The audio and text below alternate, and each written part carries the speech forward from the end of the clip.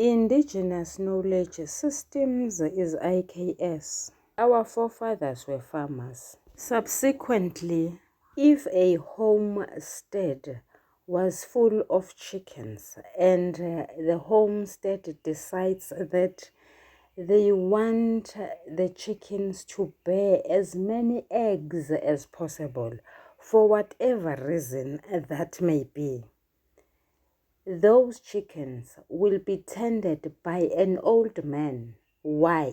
Because he doesn't have sex as much as a young virile man would. If you keep young men near egg-laying fowls, be ready for no production. Sanibonani balingane mabhungu namatshitshi.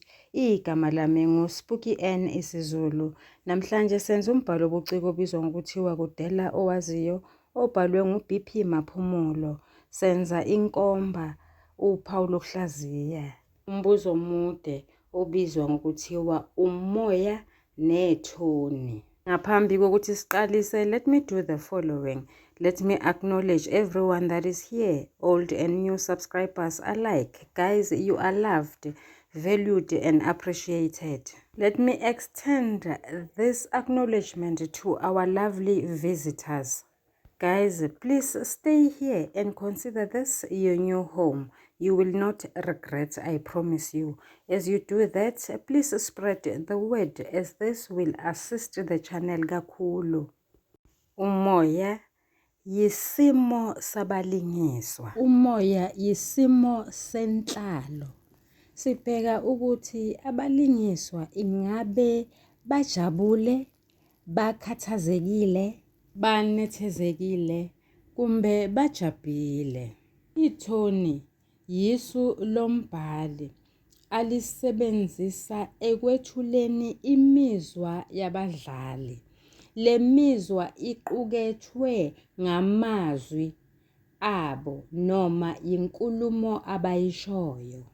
Ake senze isibonelo esisodwa. Kunethoni ekhombisa ukuthi umuntu ulahlekelwe yithemba.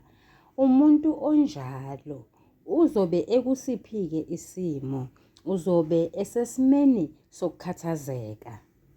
Umdaluli memela uhlezi kuvulandi wendlu yakhe elokishini lakwaCheppies eMandeni. Uqhatha umunyu. Amazwi akhe aqukethe ithoni ekhombisa ukulahlekelwa yithemba. Okokuqala, ukhuluma yedwa. Umuntu okhuluma yedwa usuke esesimeni esingekho sihle. Kwesibili, amagama noma amazwi awasebenzisayo kumbe inkulumo yakhe iqukethe ithoni yokulahlekelwa yithemba. Usebenzisa amagama anjengalawa: nginovalo, ngiyathuthumela, ngibona isiphepho esinamandla esizobe sishilingana siliqhamukisa enyakatho.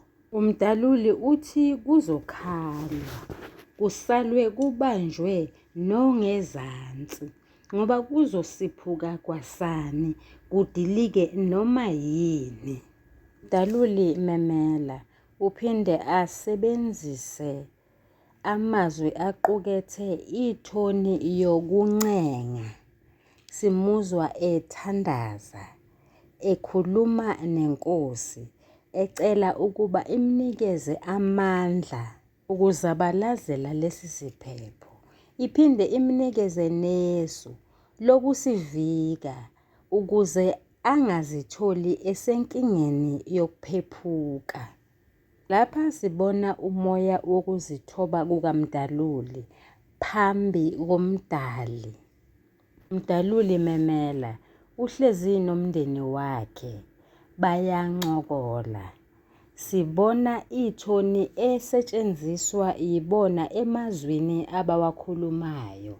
Lena yithoni yenhlonipho nothando phakathi kwamalunga omndeni. Umndeni wonkana uyamamatheka, uyamoyizela, ubukeka uthakasile. Kuhlekwa kakhulu, kuhlekwe ngokuthakasa. Kwazise kukhulunywa ngekusasa likaLondiwe. uLondiwe lo ulizibulo futhi ungumafungwase wakwaMemela. Uyise uyamncoma, uthi uyazigqaja ngaye. Kwazise phela unekhanda elilula, okuchaza ukuthi ufuze yena umdaluli. Kanti ukube ube nekhanda elibukhuni neliqinile, bekuzosho kona ukuthi ufuze uMamlanduli ongunina. Kusenjalo zingenelele izingane zithi umdaluli angadlali ngonina, kuncokolwe kube njeyana. Isimo senhlalo salaba badlali isimo esihle ngoba sibona umoya wenjabulo, sibona umoya wobumbano, sibona uthando. Umdaluli Memela ubuya emsebenzini, ubuso bakhe abuchachambile, bubhalwe ukuthi udangele. Usebenzisa amazwi anjengalawa umdaluli, lisilahlile nina wabantabami. Kuyabonakala ukuthi isimo senhlalo siyaguquka ngoba ngokusho kukaMamlanduli, umdaluli ubethi uma ebuya emsebenzini abuye ejabule, kodwa manje ubhocobele. Lesi simo size simqoba amathambo ngoba uyehluleka ukutshela unkosikazi wakhe ukuthi kungani ekulesimo akusona. Kuze kulamula uManqina osebenza naye umdaluli wa-Iron, Metal and Steel Industry eClaywood eThekwini. Uthi balahlekelwe ngumsebenzi. Kwazise inkampani abebesebenza kuyona isiyathutha ibuyela emuva phesheya kwezilwandle. Ithuthiswa ukuthi amandla elandi ehlile, nanokuthi phela umkhiqizo ubusungasabonakali ngenxa yeziteleka ezenzeka mihla namalanga. Lapha siphinde sibone ithoni yokulahlekelwa yithemba. uChivenga ukwadukuza ehhovisi lezomnyango wezasekhaya uxoxa noHeshane. Sibona amazwi akhe aqukethe ithoni yokuzithoba. Kwazise uzofuna usizo. Amazwi akhe aphinde aqukethe ithoni yokukhathazeka. Kwazise wesaba uhulumeni ngoba uhulumeni uyathembisa ukuthi abantu abangasibona bakuleli lizwe uzobadingisa abaphindise emuva lapho beqhamuka khona, koPutukezi, koZimbabwe nakoMozambique. Amazwi akhe aphinde aqukethe ithoni yobulelesi nobugebengu. Nguyena oqhamuka netulo lokwenza umkhonyovu wokuthi ashadiswe noHlengiwe oyintombi ethena yathatha amehlo kaChivenga.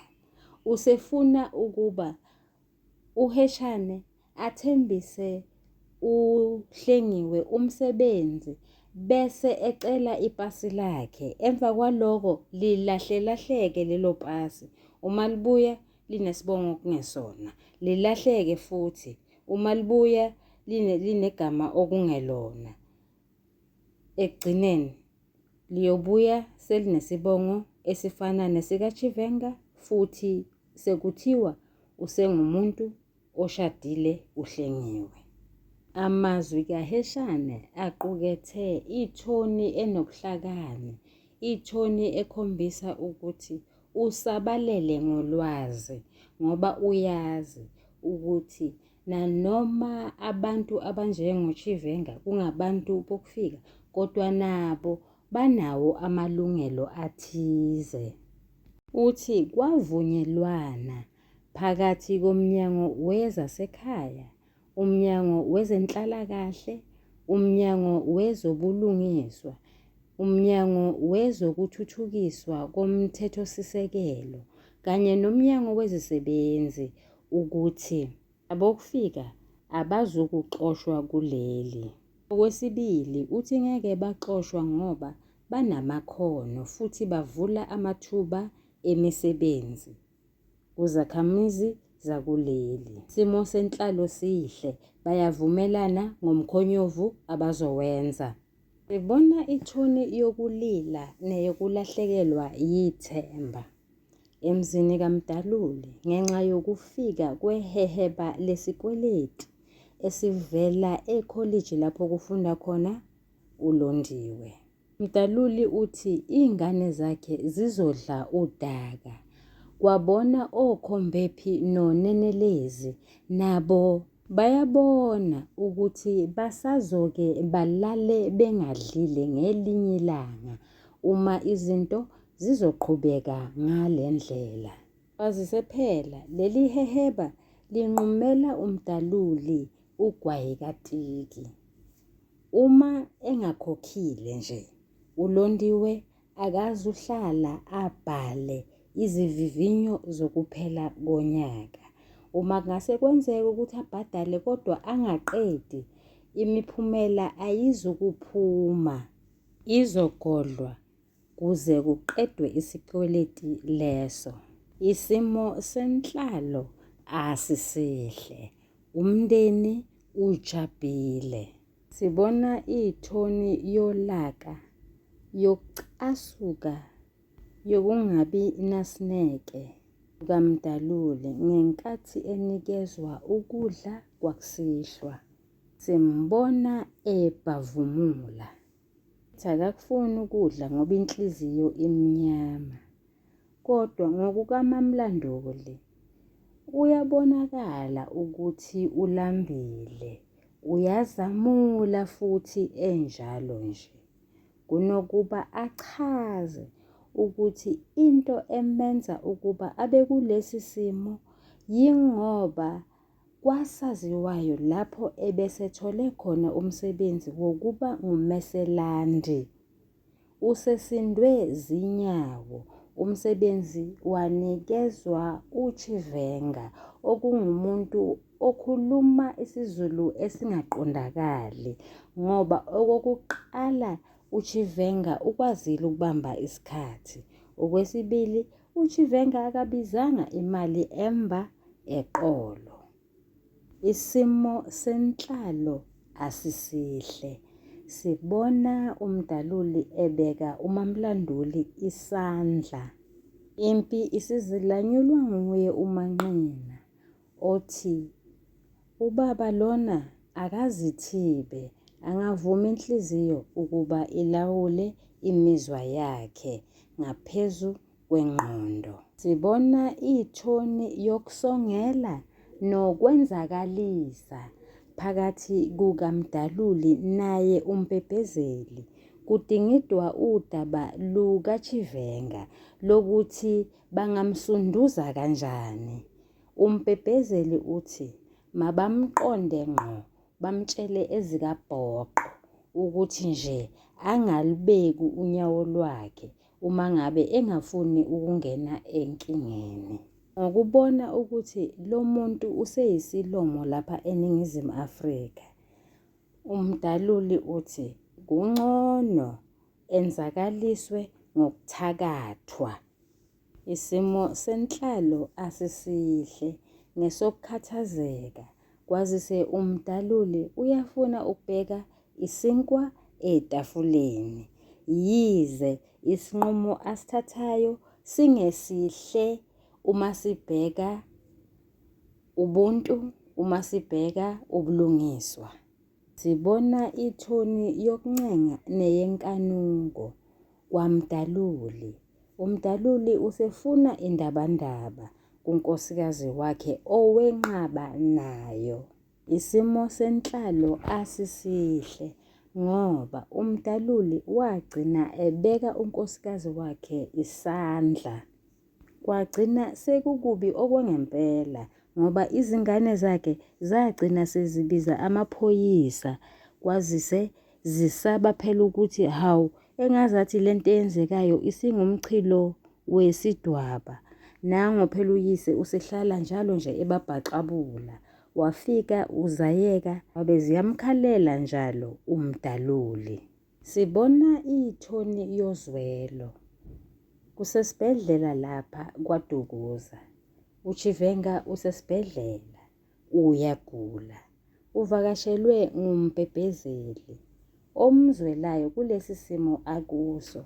Futhi umzwela nje ngoba uChivenga akazi ukuthi ulapha nje kusukela kuphi. Phinde sibone nethoni yokumbuluza nokungathembeki. Umpepezeli akathembeki. Kungani angamtshelanga umdalulu ukuthi lento ofuna ukuyenza ayinhle kunokuba ahambe ayomotha kuChivenga? Isimo asisihle. Uyagula uChivenga. Ngokucabanga kwami isimo asisihle futhi ngoba umdaluli usenesitha angazi ukuthi leso sitha leso sesiyamazi naye ukuthi nguyena sitha esikhulu. Sibona ithoni yokuxolodela. Umdaluli usephumile jele. Usebheke ulondiwe ezinhlamvini zamehlo. Uyamxosha uthi angeke izinkunzi ezimbili zahlala esibayeni esisodwa. Abantwana bakhe uyabagijimisa. Ubakhiphela isikhali esiyisilimazo esinjengesibhamu. Umdaluli ulalela uChivenga unyendle. Lapha kusehlathini lasemphekandlovu. Sibona ithoni equkethe indelelo, ukwesatshiswa kwabantu nokuqhakambisa amandla. Umdaluli uhlasela uChivenga. Uyamedelela umbiza ngomqhuqhumbe. Uyamesabisa umtshela ukuthi ayaphela amaphupho. Uya kwagoqanyawo. Naye uChivenga uyamedelela umdaluli. Umbiza ngechalaha. Usebenzisa nethoni yokusongela. Uthi ulaka lukaNkulunkulu luyoba phezu kwakhe umdaluli. Isimo senhlalo asisihle. Umdaluli waboshwa kwazise amaphoyisa ayeseduze nje. Amaphoyisa ayethatha umjikelezo kusukela eMandeni kuze kuyofika eNewark. Athe esazihambela nje ase ezwa izwi limemeza nangempela anikela lapho. Kanti ngumdaluli utitinya uChivenga. Zamkhalela-ke umdaluli. Isimo senhlalo asisihle. uChivenga wabuyela esibhedlela okwesibili. Sibona ithoni yokuncenga neyokuzithoba. Umdaluli ukhuluma nezingane zakhe. Uyaxolisa ngodlame lwasekhaya. Umdaluli ukhuluma noChivenga noHlengiwe. Uyaxolisa ngodlame lwasemphakathini. Uyababongela uChivenga noHlengiwe ngenxa yokuthi sebeshadile. Umdaluli uthi kuChivenga ukube ubengakashadi ubezomganisela enye yamadodakazi akhe. Isimo senhlalo sihle. Umdaluli usephinde wathola omunye umsebenzi. Utshelwa ngumpepezeli mayelana nalomsebenzi wezandla nowamakhono emikhiqizo yezikhumba enjengezicathulo, izikhwama namabhande, amatomu amahashi kanye nezihlalo zawo. Uthi laphayana kuphakanyiswe igama lakhe, waqokwa waba yiphini lemeneja yaleyo firm. Sihle isimo senhlalo. Umdaluli utshela ingane zakhe ukuthi usazoke athi shelele ayovakashela kwelaseSudan. Uvakasha nje ngezizathu ezimbili. Esokuqala, ufuna ukufunda ukuthi indoda eqotho nezimisele ngentuthuko nenqubekela phambili yomuzi wayo yenze njani. Okwesibili, ufuna ukushaywa umoya. Ethembisa izingane zakhe ukuthi ngelinye ilanga esenamandla athe xaxa ngakwezezimali uzohamba nabo naye banqamule amazwe. Sibona ithoni yozwelo. Uzenyezile uyisisebenzi sezenhlalakahle. Ulapha kwaMdaluli. Uzobazisa ngodaba lokunyamalala kukaMdaluli. Sibona ithoni yokulahlekelwa yithemba. UMamLanduli, uLondiwe, uKhombephi noNenelezi basebenzisa amazwi anjengalawa. Nkulunkulu wami, awu kodwa usifulathelelani na? Mhlawumbe singaphinda sithi sibona ithoni yokubalisa. UMdaluli unyamalele nje. Kuthiwa kuzamazame umhlaba, kwaqephuka amadwala, kwabihlika umhlabathi, kwagqebeka isibalo esiningi sabantu bakuleli lizwe laseNingizimu Afrika. Isimo senhlalo asisihle, ukhathazekile umndeni kaMdaluli. Umndeni kaMdaluli osebenzisa amagama ayisihloko salombhalo wobuciko. Yibo bobane uMamLanduli, uLondiwe, uKhombephi noNenelezi abathi Kudela Owaziyo. Umbhali uphumelele ukusethulela umoya kanye nethoni. Mlingani wami nawe mfundi, buyela embuzweni wakho, ubheke ukuthi ububekwe kanjani, ubususebenzisa lawo magama ekuphetheni i-essay yakho. Ngiyabonga, uyathandwa.